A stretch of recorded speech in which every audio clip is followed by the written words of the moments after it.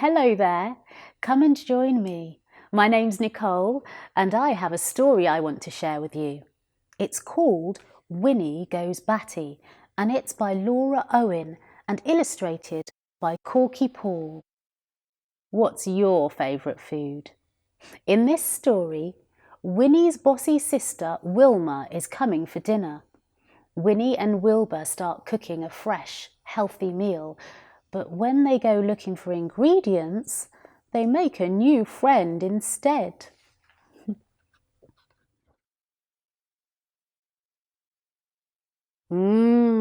Yummy in my tummy, said Winnie, licking her fingers. She was sitting on the doorstep and eating turnip chips with snail sauce. Scrummy, said Winnie, stuffing lots of chips into her mouth. Then Winnie's bossy sister came round the corner. What is that rubbish you're eating, Winnie? She said, looking down her long nose. You should be eating good, fresh food instead of fast food like this. How can you call snail sauce fast food? Asked Winnie.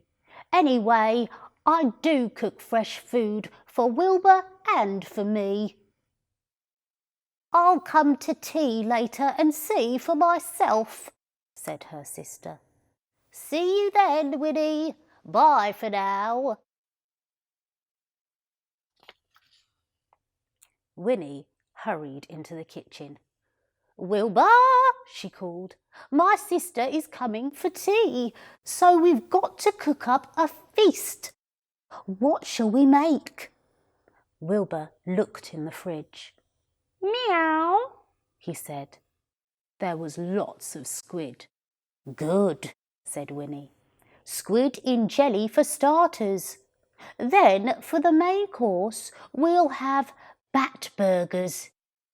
If there are lots of bats, we can make Battenberg cake too.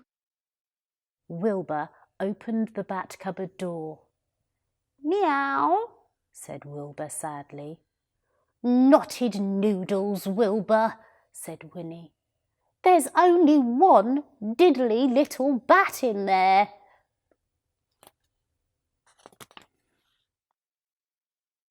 Squeak!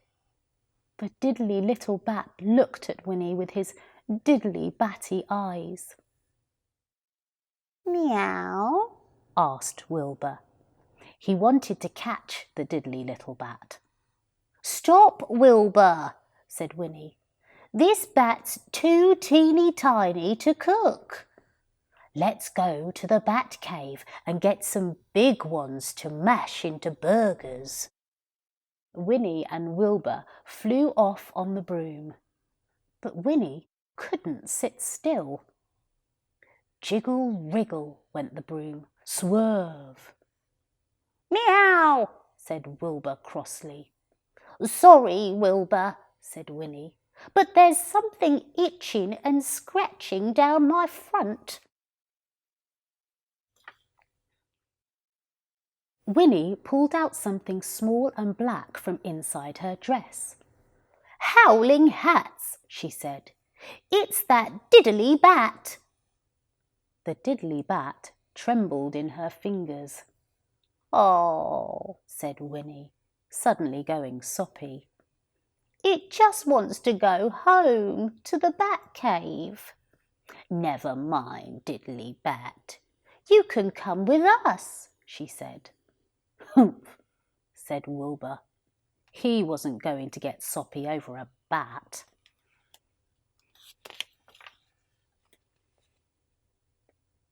They parked the broom outside the bat cave.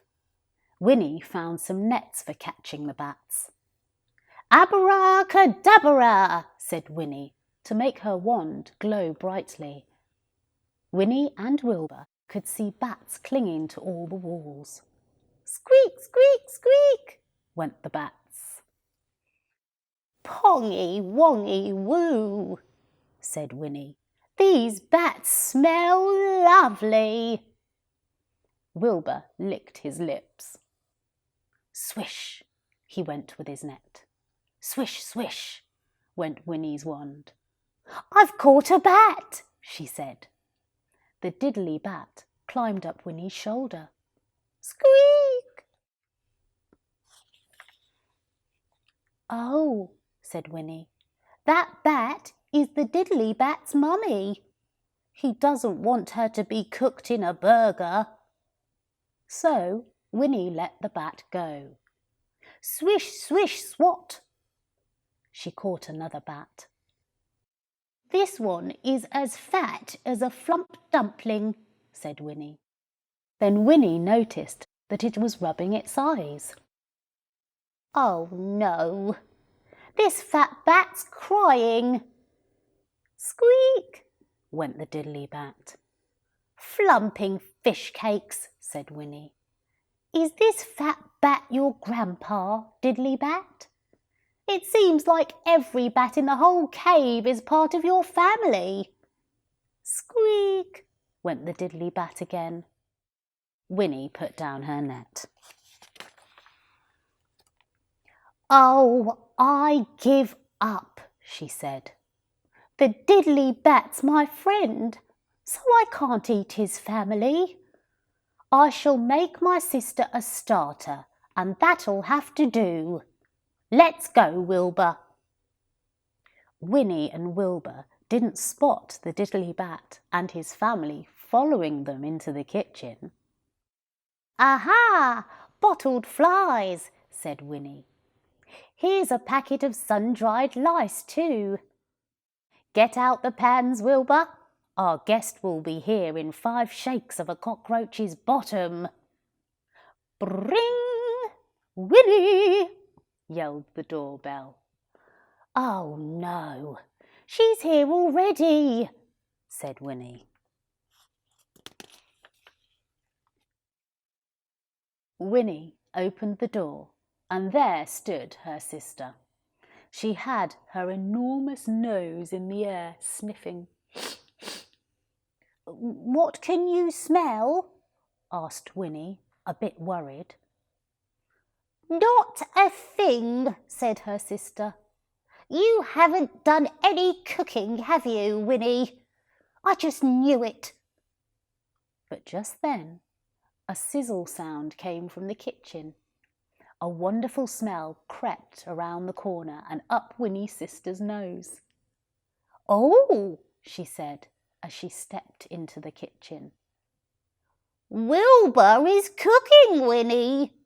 Who's that helping him? Is it a bat? It is, said Winnie. That's my little diddly bat, and those other bats are his family. The bats were all helping Wilbur, stirring and chopping and fetching. What are we going to eat? Said Winnie's sister. It does smell rather good.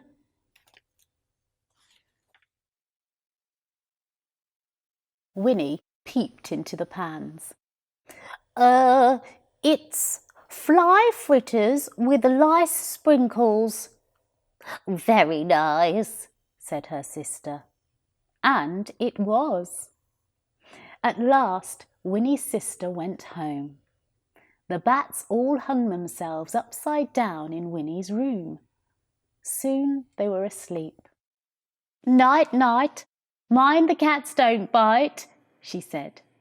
She kissed the little diddly bat on the nose. It looks fun to sleep upside down. I think I'll join you. Winnie hung herself from the curtain pole so that she could sleep like a bat too. Wilbur slept upside down as well, until he fell off. Flump. Meow. That's all for now. I hope you can join me for another story soon.